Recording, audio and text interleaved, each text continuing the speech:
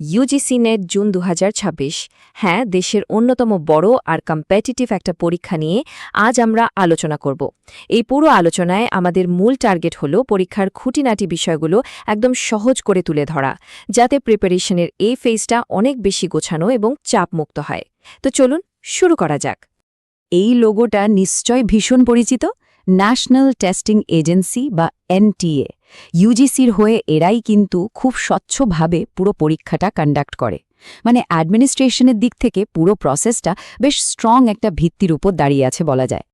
তো চলুন এক নজরে দেখে নিই আজ আমরা ঠিক কি কভার করতে চলেছি। সাধারণ পরিচিতি, এলিজিবিলিটি বা যোগ্যতা, কিছু ইম্পর্ট্যান্ট ডেটস, পরীক্ষার ধরন আর একদম শেষে অ্যাপ্লিকেশন প্রসেস ও ফি। শুরু করা যাক আমাদের প্রথম টপিক দিয়ে, সাধারণ পরিচিতি। এই পরীক্ষাটা আসলে কোন কোন একাডেমিক সুযোগের বা ক্যারিয়ারের রাস্তা খুলে দেয় সেটা তো সবার আগে বুঝে নেওয়া দরকার, তাই না? ভাবলে অবাক লাগে, একটা মাত্র পরীক্ষা, কিন্তু ভারতীয় নাগরিকদের জন্য রাস্তা খুলে যাচ্ছে তিনকে। প্রথমটা হলো জুনিয়র রিসার্চ ফেলোশিপ বা জেআরএফ এবং অ্যাসিস্ট্যান্ট প্রফেসরশিপ। দ্বিতীয়টা হলো শুধুমাত্র অ্যাসিস্ট্যান্ট প্রফেসর এবং পিএইচডিতে ভর্তি। আর ৩ নম্বর অপশনটা হলো শুধুমাত্র পিএইচডি প্রোগ্রামে অ্যাডমিশন, মানে যার যেটা টার্গেট সেই অনুযায়ী সুযোগ থাকছে। এবার আসা যাক আমাদের দ্বিতীয় টপিকে, যোগ্যতা এবং বয়সসীমা। মানে এই মেটাফরিক্যাল ক্লাসরুমে ঢোকার পারমিশন কাদের আছে সেটা তো আগে জানতে হবে। মাস্টার্স ডিগ্রির মার্কসের ক্রাইটেরিয়াটা বেশ ক্লিয়ার। জেনারেল এবং ইডব্লিউএস ক্যাটাগরির জন্য মিনিমাম 55% মার্কস থাকাটা মাস্ট। অন্যদিকে ওবিসি, এসসি, এসটি, পিডব্লিউডি এবং থার্ড জেন্ডার ক্যান্ডিডেটদের জন্য এটা একটু রিল্যাক্সড, মানে অন্তত 50% নম্বর থাকলেই হবে। অনেকের মনেই একটা টেনশন থাকে, আমি তো ফাইনাল ইয়ারে পড়ছি, আমি কি পারবো?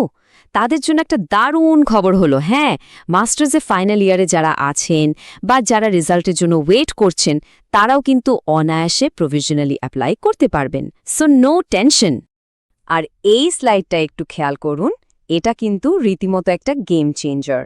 এখন থেকে ৪ বছরের বা ৮ সেমিস্টারের গ্র্যাজুয়েশন ডিগ্রি থাকলেও সরাসরি জেআরএফ এবং পিএইচডির জন্য অ্যাপ্লাই করা যাবে। তবে এক্ষেত্রে জেনারেলদের জন্য ৭৫% আর রিজার্ভ ক্যাটাগরির জন্য ৭০% মার্কস লাগবে। এখানে একটা ছোট্ট ক্যাচ আছে, এনারা কিন্তু অ্যাসিস্ট্যান্ট প্রফেসর পদের জন্য এলিজিবল হবেন না। এই বিষয়টা একটু মাথায় রাখতে হবে। বয়সের ব্যাপারটা একটু ক্লিয়ার করে নেওয়া যাক। জিআরএফের জন্য ম্যাক্সিমাম এজ লিমিট হল ৩০ বছর, যেটা ১ জুন ২০২৬ অনুযায়ী হিসেব করা হবে।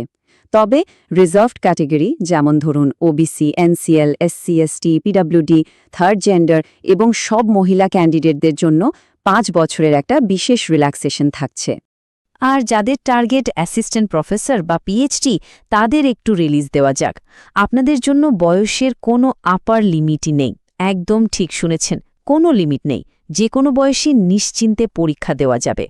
ওকে, এবার আমরা মুভ করছি আমাদের তৃতীয় সেকশনে, ইম্পর্টেন্ট ডেটস বা পরীক্ষার টাইমলাইন। এগুলো কিন্তু একদম মিস করা যাবে না, তাই কোথাও নোট করে রাখতে পারেন। টাইমলাইনটা একটু মন দিয়ে দেখে নেওয়া যাক। অনলাইন অ্যাপ্লিকেশন শুরু হচ্ছে ২৯ এপ্রিল, চলবে ২০ মে রাত ১১টা ৫০ পর্যন্ত।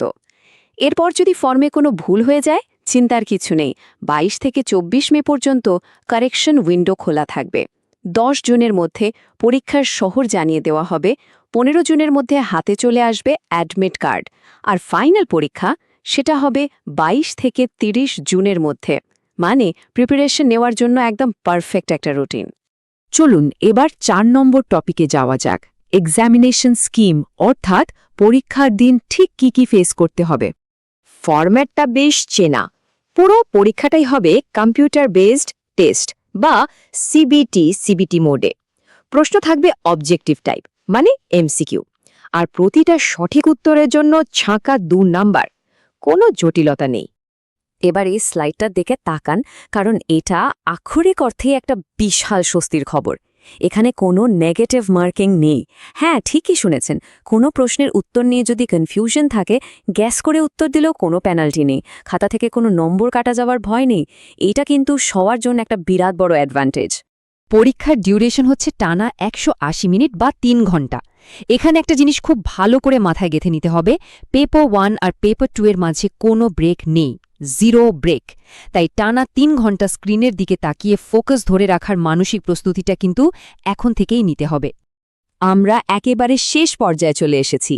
৫ নম্বর টপিক, অ্যাডমিনিস্ট্রেশন, অর্থাৎ অ্যাপ্লিকেশন প্রসেস এবং ফি।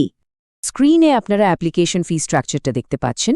আনরিজার্ভড ক্যাটাগরির জন্য এটা ১১৫০ টাকা, জেনারেল ইডব্লিউএস আর ওবিসি এনসিএল এর জন্য ৬০০ টাকা, আর এসসি, এসটি, পিডব্লিউডি ও থার্ড জেন্ডার ক্যান্ডিডেটসদের জন্য ফি হল ৩২৫ টাকা। একটু পজ করে নিজের ক্যাটাগরি অনুযায়ী ফিটা মিলিয়ে নিতে পারেন। অ্যাপ্লাই করার প্রসেসটা খুব সিম্পল। শুধু ugcnet.nta.nic.in ওয়েবসাইটে যেতে হবে। তবে হ্যাঁ, স্টেপ 2তে একটা নতুন আর খুব কড়া নিয়ম আছে। অ্যাপ্লাই করার সময় একটা লাইভ ফটোগ্রাফ আপলোড করতে হবে, যার ব্যাকগ্রাউন্ড হবে একদম হালকা, আর মুখমণ্ডল যেন অন্তত ৮০% ক্লিয়ারলি বোঝা যায়। এটা কিন্তু মাস্ট। নিয়মটা না মানলে ফর্ম বাতিল হয়ে যেতে পারে। আর সবশেষে ২০ মের মধ্যে ফি পেমেন্টটা কমপ্লিট করতে হবে। এখন অনেকের মনেই প্রশ্ন আসে এই নর্মালাইজেশন বা ইকুইপার্সেন্টাইল মেথড নিয়ে। যখন অনেকগুলো শিফটে পরীক্ষা হয় তখন স্কোরের ব্যালেন্স রাখার জন্য এই ম্যাথমেটিক্যাল প্রসেসটা ইউজ করা হয়। কিন্তু জানেন, এনটিএ এবার একটা অসাধারণ উদ্যোগ নিয়েছে। তারা চেষ্টা করছে প্রতিটি বিষয়ের পরীক্ষা যেন একটাই শিফটে শেষ করা যায়। মানে নর্মালাইজেশনের ঝামেলাই আর থাকছে না, পুরো প্রসেসটা হয়ে যাচ্ছে সুপার ক্লিয়ার আর ফেয়ার।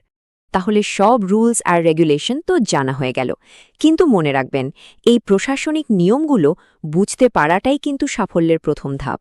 ভারতের ভবিষ্যৎ গবেষণার পথপ্রদর্শক তৈরি হবে এই ইউজিসির নেট থেকেই।